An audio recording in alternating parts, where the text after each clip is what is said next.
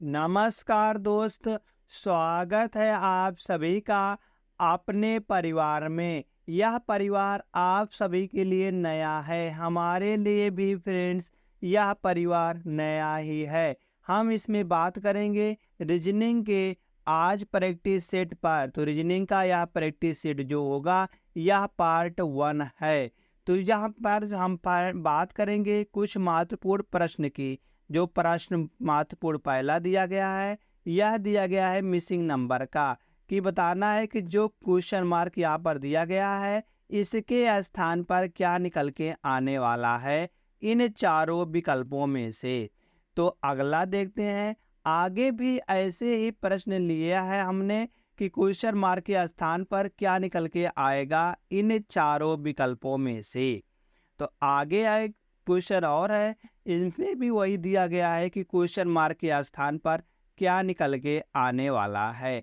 ऐसे ही शानदार प्रश्न हम इसमें बहुत सारे लेकर आए हैं। तो चलिए देखते हैं आगे शानदार प्रश्नों से। तो शानदार प्रश्नों की शुरुआत करने से पहले बता देते हैं, यह जो है railway, bank, SSC, SSC CGL, SSC GD, MTS, SSC CSL, ITBP, SSB, BDO, CPO, Agniveer, ALP technician, UP triple SC PET, CRPF, army, navy, CTET, UP BEd, bank PO, group D, air force, CDS, NTPC, RPF, UP police, दरोगा, IB, SSC stenographer, यह सब इन सभी के लिए महत्वपूर्ण है।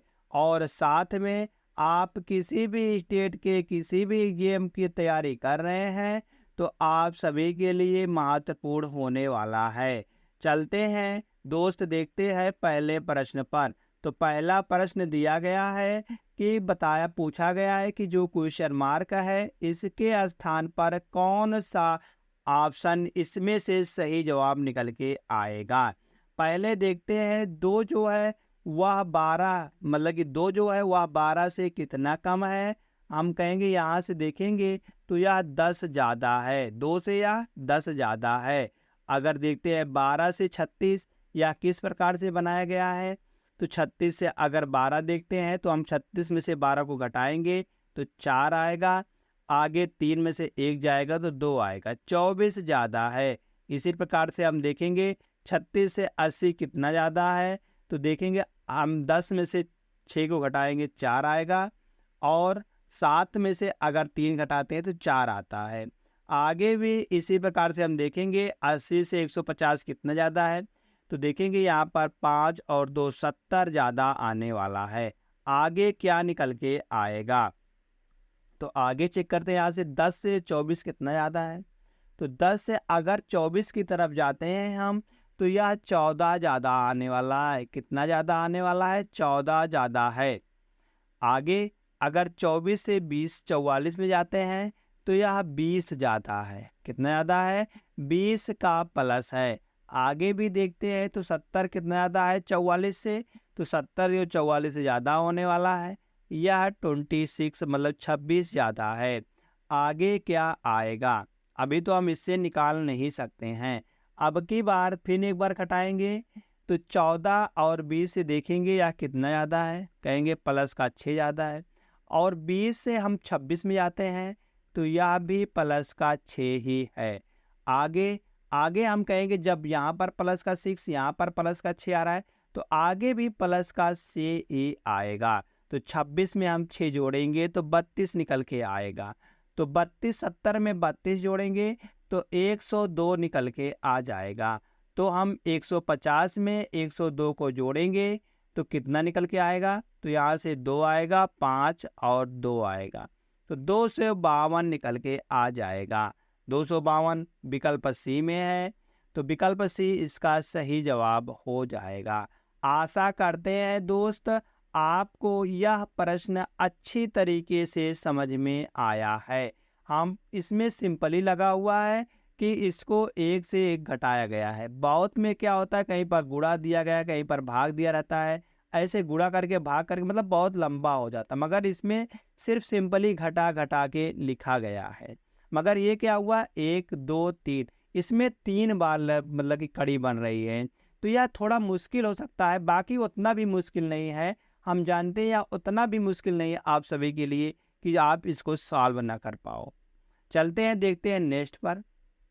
जैसे यह होता है स्टैटिक जीके का प्रश्न होता है। जैसे एडमिरल जो है समानुपात, मतलब कि एडमिरल अनुपात भारतीय जल सेना से संबंधित है। एडमिरल जो होते हैं वह भारतीय जल सेना में होते हैं। तो भारतीय वायुसेना में क्या होते हैं? हम कहेंगे भारतीय वायुसेना में एयर चीफ मार्शल होते हैं। एयर चीफ मार्शल होते हैं। ऑप्शन नंबर डी बिल्कुल सही हो जाएगा। नेक्स्ट क्वेश्चन देखते हैं अगले प्रश्न पर। तो अगला प्रश्न यह होगा मित्रों आप सभी के लिए, यह है सिटिंग अरेंजमेंट का प्रश्न है। जैसे 5 मित्र A B C D E एक बेंच पर बैठे हैं। ए बी के पास बैठा है, सी डी के पास बैठा है। हम यहाँ से बैठा नहीं सकते हैं, मगर यह देखेंगे कि ए बी के पास बैठा है, इसको नोट करके हम लिख लेंगे। ए जो है यह बी के पास बैठा है, मगर ये नहीं दिया गया किस तरफ बैठा है। आगे सी जो है वह डी के पास बैठा है, सी भी डी के पास बैठा है, मगर किस तरफ बैठा है यह नहीं बताया गया है। आगे डी जो है वह ई के साथ नहीं आएगा, डी जो है वह ई के साथ बिल्कुल नहीं आएगा, नहीं बैठा है। ई जो है वह बेंच के बाएं सिरे पर बैठा है। अब यहाँ से हम जब इसको बैठाया गया है एक पर, जहाँ पर भी दाया और बाया दिया रहता है वहीं से हमारा प्रश्न शुरू होता है। ई बेंच के बाएं सिरे पर बैठा है, ई को हम बाएं सिरे पर बैठा देते हैं। आगे सी जो है दाएं से दूसरे स्थान पर बैठा है, सी जो है दाहिना इधर होता है, तो इधर से दूसरे स्थान पर सी बैठा है। पहले स्थान पर कौन बैठा है पता नहीं है। आगे स्थान पर बैठा है ए जो है वह बी की दाहिनी तरफ बैठा है, ए जो है वह बी की दाहिनी तरफ बैठा है, मतलब कि ए इधर बैठा है, और वह ई के भी दाहिनी तरफ, ई के भी दाहिनी तरफ, मतलब कि ई यहाँ पर आ जाएगा। अब आगे बताते हैं ए व सी साथ में है। अगर ए व सी साथ में है तो ए क्या यहाँ पर आएगा? हम कहेंगे नहीं, क्यों नहीं आएगा, क्योंकि ए और बी साथ में बैठे हैं। अगर हम यहाँ बैठा देंगे तो यहाँ से बी कहाँ बैठेगा फिर, तो इसलिए ए इधर आएगा और इसके साथ में बी आएगा और ई यहाँ पर दिया गया है। अब एक बच रहा है, सी और डी दोनों साथ में थे तो यहाँ पर डी आ जाएगा। पूछा क्या गया है? पूछा गया है कि ए कहाँ बैठा है, ए की पोजीशन कहाँ पर है। तो विकल्प दिया गया है बी और डी के बीच में। बी और डी के बीच में कौन बैठा है? देखेंगे ए और सी बैठा है, या बिल्कुल गलत हो जाएगा। डी और सी के बीच में तो कोई नहीं बैठा, या भी गलत हो जाएगा। ई और डी के बीच में, ई और डी के बीच में तो बहुत सारे लोग बैठे हैं, या भी गलत हो जाएगा। बी और सी के बीच में, बी और सी के बीच में बिल्कुल सही है, यह हम कर देंगे सही, तो ऑप्शन डी सही हो जाएगा। इसी प्रकार से मित्रों इस प्रकार के प्रश्नों को हम सॉल्व करेंगे। आगे देखते हैं, किसी परीक्षा में पास होने वाले अभ्यर्थियों में अजय का स्थान ऊपर से 17वां तथा नीचे से 29वां था। बताया गया है कि जो अजय था उसका, अगर हम इसको टॉप मान लेते हैं कि टॉप से उसका स्थान 17 था और नीचे से मतलब बॉटम से 19वां था, तो बताना है कि 6 लड़के परीक्षा में सम्मिलित नहीं हुए तथा 5 इसमें फेल हो गए हैं। कक्षा में लड़कों की कुल संख्या बताइए। तो 6 और 5 11 ए भी जुड़ जाएंगे और प्लस में यहाँ से टोटल निकालेंगे। टोटल बराबर क्या होता है? टोटल बराबर हम कहेंगे टॉप, जो टॉप से जोड़ेगा, और प्लस बॉटम से जो दिया गया है माइनस का 1। तो टॉप से कितना पोजीशन पर है? 17, और बॉटम से 29वां, और माइनस का 1 कर देंगे। तो 17 में से अगर हम 17 और 29 को अगर जोड़ेंगे तो यह निकल के आने वाला है 9 और 7 16, 9 और 7 16, और 2 और 1 3 1 4, 46 माइनस का 1, तो यहाँ से टोटल 45 हो जाएंगे। 45 और ये जो दिए गए हैं जो फेल है और जो परीक्षा में सम्मिलित नहीं हुए हैं कितने हैं 11 हैं, इसको भी हम इसमें जोड़ देंगे। तो कुल मिलाकर यहाँ से निकल के आने वाला है 56। 56 टोटल इसमें छात्र थे। 56 इसमें कुल मिलाकर छात्र थे, किसमें है 56 ऑप्शन बी में। तो ऑप्शन बी बिल्कुल सही हो जाएगा। नेक्स्ट देखते हैं, अगले प्रश्न की बात करते हैं। अगला प्रश्न दिया गया है, यह फाइंड द मिसिंग नंबर का प्रश्न होने वाला है।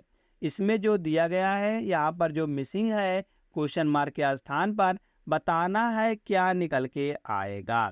तो जैसे इसको हम देखते हैं तो इसमें कौन सा लॉजिक लगता है, एक बार इनको जोड़ने पर देखते हैं जोड़ के लॉजिक लगता है कि घटाव को लॉजिक लगता है। इसमें 4 तरह के लॉजिक लगते हैं, या तो इसको आपस में गुणा किया जाता है या तो इसको आपस में जोड़ा जाता है। मतलब कि आमने सामने को गुणा कर दें या जोड़ दें, मतलब कि आमने सामने में लॉजिक लगा सकते हैं हम, या हम लगा सकते हैं इन दोनों में लॉजिक, या तो इन दोनों को गुणा करके या तो इन दोनों में, मतलब कि हम किसी तरह से भी लॉजिक लगा देंगे। हम लगाते हैं इन दोनों में, तो 8 छंग 48 और 5 दूनी 10, अगर इन दोनों का गुणा करते हैं यहाँ से और 5 और दूनी 10 यहाँ से घटा देंगे, दोनों को अंतर देख लेंगे तो अंतर कितना निकल के आने वाला है, कहेंगे 38 निकल के आने वाला है।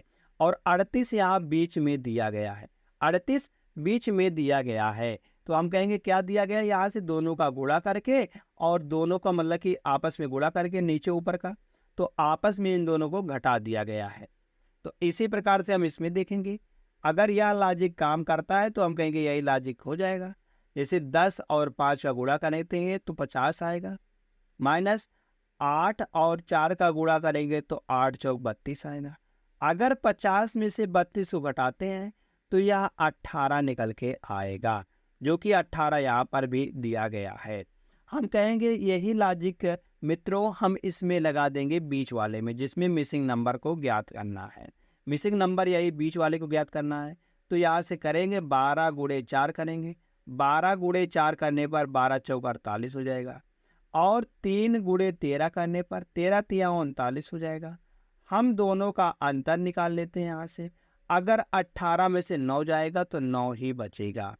तो यहाँ पर जो आंसर निकल के आने वाला है वह 9 आएगा। 9 विकल्प नंबर ए में है, तो विकल्प ए बिल्कुल सही हो जाएगा। नेक्स्ट देखते हैं यहाँ से, दो गणितीय यह होने वाला है मैथमेटिकल ऑपरेशन का। यह प्रश्न जो होता है यह प्रश्न बहुत ज़्यादा टाइम टेकिंग होता है फ्रेंड्स। इसको हम आप सभी को डिवाइस मतलब कि आप सभी को हम याद देंगे कि यह जब प्रश्न आप सभी के क्वेश्चन पेपर में आएगा आप सब इसको लास्ट में सॉल्व करना, मगर यहाँ पर जो है सॉल्व करते हैं। जैसे दिया गया है फर्स्ट वाले को बताया गया है कौन सा ऑप्शन बदलने पर यहाँ पर बिल्कुल सही आएगा, तो किन चिन्हों को आपस में बदलेंगे। जैसे प्लस और मतलब कि जोड़ और गुणा को दिया गया है, जहाँ जोड़ है वहाँ गुणा लिख देंगे और जहाँ गुणा है वहाँ जोड़ लिख देंगे। ऐसे हम जब इसको सॉल्व करेंगे तो पहले क्या होता है, इसमें पहले भाग होता है, तो भाग वाला जो है 2 भागे 10 कर देंगे और गुणे में 104 कर देंगे, 104 कर देंगे। अगर हम यहाँ से गुणा करते हैं तो यहाँ से इसको काटेंगे तो 5 बार जाएगा, 104 में आप 5 से भागा देंगे तो हम कहेंगे यार दशमलव में जाएगा, मतलब समथिंग कुछ भी दशमलव में आएगा। मगर जो यहाँ से देखेंगे अगर हम इसमें जोड़ेंगे तो यह दशमलव में कभी नहीं आएगा। हम कहेंगे यार विकल्प ए गलत हो जाएगा, विकल्प ए गलत हो जाएगा। विकल्प बी को चेक करते हैं, जहाँ भाग है वहाँ माइनस लिख देंगे और जहाँ माइनस है वहाँ भाग लिख देंगे हम, तो 16/24 हो जाएगा और गुणे 2 हो जाएगा। अभी इसको भी हम सॉल्व करेंगे यहाँ से तो यह जाएगा 8 बार ओ 12 बार, और इसको करेंगे यहाँ से तो यह 3 बार जाएगा और यह 4 बार हो जाएगा। तो हम कहेंगे 4/3 या भी माइनस में या भी दशमलव में ही देगा, या भी जो है दशमलव में ही देगा, तो हम कहेंगे या भी गलत हो जाएगा। तो ए भी गलत, बी भी गलत। सी को चेक करते हैं, हम जहाँ घटाव है वहाँ प्लस लगा देंगे हम, और जहाँ जोड़ था वहाँ पर घटाव लिख देंगे हम। तो इसमें से जब इसको घटाएंगे हम और यहाँ बचता है, पहले क्या होता है, पहले गुणा पहले भाग होता है, तो 2/10 और गुणे दिया गया है 24। जब इसको हम सॉल्व करेंगे मित्र यहाँ से, तो यहाँ से भी हम देखेंगे 24 दूना 48, 48/10, तो यहाँ से 4.8 निकल के आने वाला है। 4.8 जो निकल के आएगा, हम कहेंगे अगर इन दोनों को हम जोड़ेंगे, घटाएंगे, कुछ भी करेंगे तो दशमलव में मान कभी नहीं आएगा। तो यहाँ पर हमको 0 लाना है, तो इसका तो 0 कभी नहीं आने वाला है, तो यह भी गलत हो जाएगा। यह तीनों गलत हो गए हैं। अब बचा है डी। अब एक ही विकल्प बचा है डी, जहाँ भाग है वहाँ गुणा किया गया है, जहाँ गुणा है वहाँ भाग किया गया है। इसको जब सॉल्व करेंगे हम, तो यहाँ से 24/2 हो जाएगा और गुणे यहाँ से 10 निकल के आएगा। जब इसको सॉल्व करेंगे यहाँ तो यह जाएगा 24 12 बार जाएगा, तो 12 दाहमा 120 निकल के आ जाएगा। अब 120 निकल के आ गया यहाँ पर, और यह दिया गया 16 और 104। 16 और 104 दोनों को हम जोड़ेंगे यहाँ से, तो 16 प्लस धन 104, तो जब इन दोनों को जोड़ेंगे तो यहाँ से निकल के आने वाला है 120। 120 और जो इसका मान आएगा वह माइनस में आएगा, इसका मान माइनस में आएगा और इसका मान प्लस में आएगा। तो यहाँ से दोनों कट जाएंगे तो बराबर 0 निकल के आ जाएगा। तो 0 यहाँ पर भी इसका आंसर दिया गया है। हम कहेंगे कौन सा है? ऑप्शन नंबर डी बिल्कुल सही हो जाएगा। जैसे ऑप्शन डी सही है, हम चलते हैं अगले प्रश्न पर। मित्र अगला प्रश्न यह है, यह क्लॉक से संबंधित होने वाला है। क्लॉक मतलब कि घड़ी से संबंधित प्रश्न यह है। जैसे एक घड़ी मध्याह्न को शुरू होती है, 5:10 पर घंटे की सुई कितने पर घूमती है? तो कितना डिग्री घूमती है ये बताना है। हम यहाँ से बात करेंगे कि घंटे वाली सुई 1 घंटे में कितने डिग्री का कोण बनाती है। तो घंटे वाली जो सुई है वह 1 घंटे में 30 डिग्री का कोण बनाती है। 1 घंटे में 30 डिग्री का कोण बनाएगी, तो 5 घंटे हैं, तो 5 घंटे में कितना हो जाएगा? 5 गुणे 30, कुल मिलाकर 150 डिग्री का कोण बन जाएगा। आगे अब देखते हैं 10 मिनट में। 1 मिनट में घंटे वाली सुई कितने डिग्री का कोण बनाएगी? अगर हम 1 घंटे में बात करते हैं तो 60 मिनट होते हैं, तो 60 से जब इधर भागा देंगे तो 1 मिनट बराबर आ जाएगा। तो 1 मिनट में कितना आ जाएंगे? हम कहेंगे 1/2 निकल के आ जाएगा, क्योंकि 30/60 करेंगे तो 1/2 डिग्री आएगा। तो हमको निकालना है यहाँ से 10 मिनट में, तो कहेंगे 10 गुणे 1/2 डिग्री। तो कुल मिलाकर यहाँ से निकल के आने वाला है 5 डिग्री और जुड़ जाएंगे। तो यहाँ से जब 5 डिग्री और जोड़ेंगे तो यह 5 हो जाएगा, 5 और 1, कुल मिलाकर अब 5:10 पर 155 डिग्री का कोण बन जाएगा। ऑप्शन सी बिल्कुल सही हो जाएगा। नेक्स्ट देखते हैं अगले प्रश्न पर। मित्र यह दिया गया है, एक सिलेंडर को 6 रंगों में रंगा गया है, हरा, नीला, पीला, बैंगनी, लाल और नारंगी। इसके 3 पद नीचे दिखाए गए हैं। 3 पद नीचे दिखाए गए हैं, तो यह तीसरा पद होने वाला है। तो पूछा क्या गया है? पूछा गया है कि खाली जगह में क्या रंग आएगा, खाली स्थान पर कौन सा रंग निकल के आने वाला है। तो पहले देखेंगे यहाँ से सिलेंडर को हम इस प्रकार से खोलेंगे यहाँ से, और ऊपर निकल के आ जाएगा इस प्रकार से, और नीचे भी इसी प्रकार से आएगा। तो 1 2 और 1 3, तो बीच में 4 रंग आएंगे। तो ऊपर अगर पीला है, अगर हम ऊपर पीला को भरते हैं तो नीचे नारंगी हो जाएगा, क्योंकि यह दोनों एक दूसरे के विपरीत हैं, नारंगी और पीला। तो यहाँ से देखेंगे कि हरा अगर बीच में आ रहा है, हरा क्योंकि यहाँ पर भी दिया गया है, यहाँ पर भी दिया गया है, तो बैंगनी और नीला इसके राइट या लेफ्ट में होंगे। तो हरा को हम यहाँ से भर देते हैं। और इसके अगर बात करेंगे हम, अगर पीला ऊपर है तो हरा इधर आएगा और नीला इधर निकल के आ जाएगा। मतलब कि हरा इधर आएगा, हरे के दाहिने साइड में नीला आएगा, हरे के दाहिने साइड में नीला आएगा। तो हरे के जब दाहिने साइड में नीला आ गया तो इसका लेफ्ट ही बचा है, कौन आएगा? बैंगनी निकल के आ जाएगा, यहाँ पर बैंगनी आ जाएगा। अब एक रंग बचता है, वह कौन सा है? वह लाल रंग बचता है, तो लाल यहाँ पर आ जाएगा। जब लाल यहाँ पर आ गया है और नारंगी रंग जो है इसमें ऊपर दिया गया, मगर एक्चुअली में रंग इसका जो है मतलब सही में अक्सर इसका जो रंग है नारंगी वह नीचे है, नीचे है, तो हम कहेंगे इसका उल्टा आएगा। यहाँ से पूछा गया लाल के बाएं साइड में या इसका बायां साइड है, तो यहाँ से हम चेक करेंगे इसमें से लाल के दाहिने साइड में, लाल के दाहिने साइड में कौन सा रंग आएगा।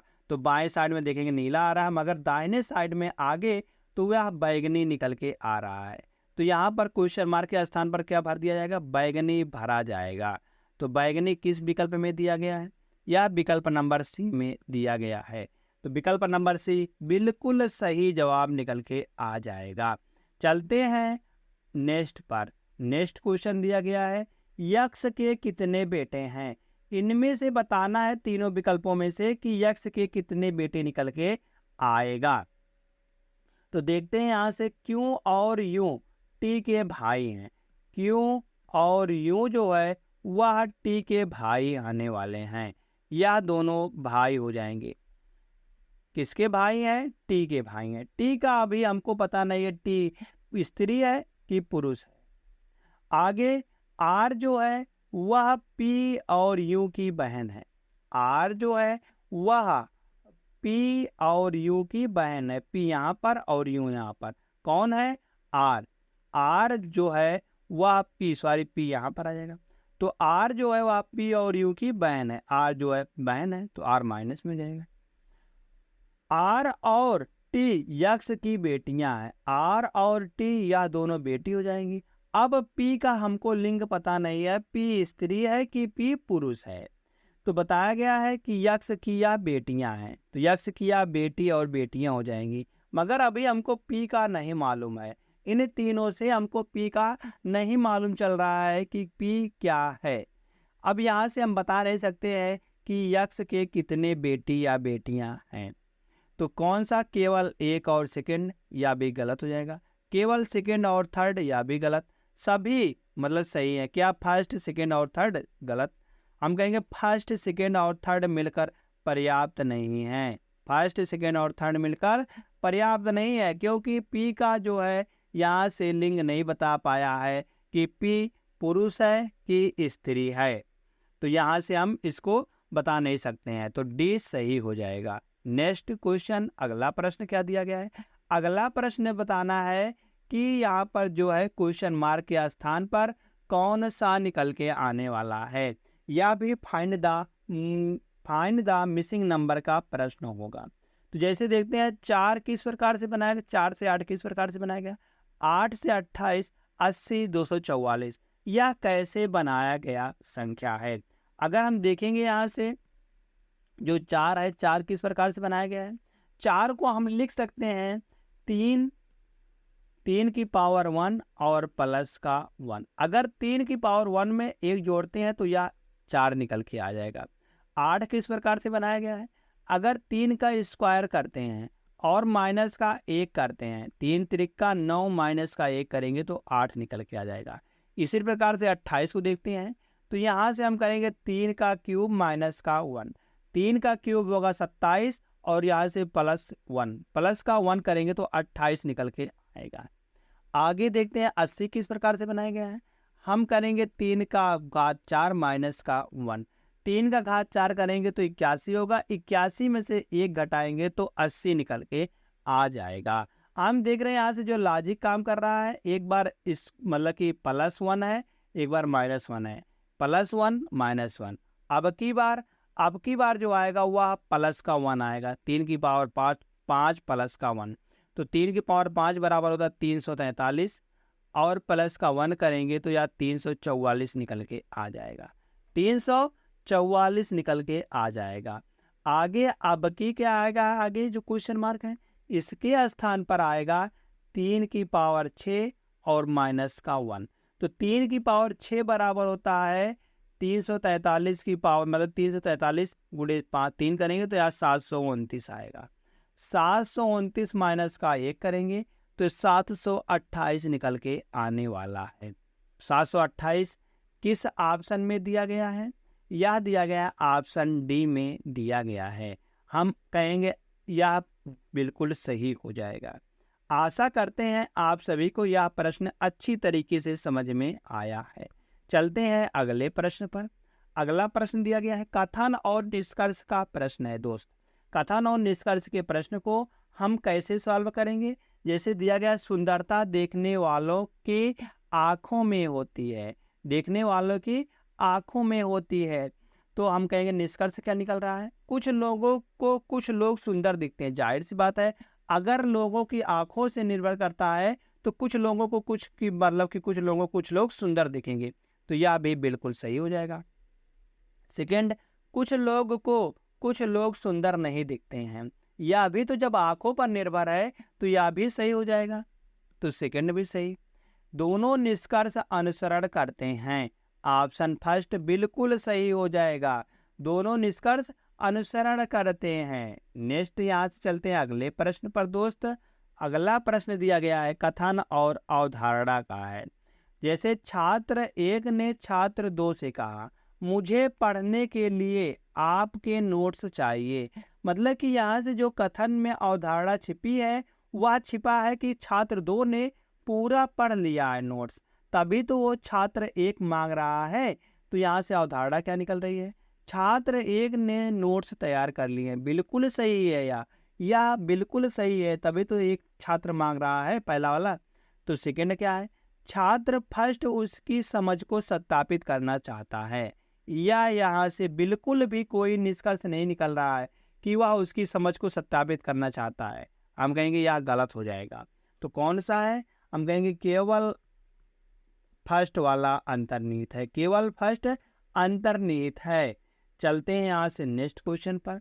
यह दिया गया कथन और निष्कर्ष का यह भी प्रश्न होने वाला है, मगर यह कुछ अलग तरीके से है। कैसे है? या जैसे दिया गया कोई गाय बिल्ली नहीं है, इसको हम बेन आरेख के माध्यम से समझाने की कोशिश करेंगे। जैसे कोई भी गाय जो है वह या गाय हो जाएगी और या बिल्ली हो जाएगी।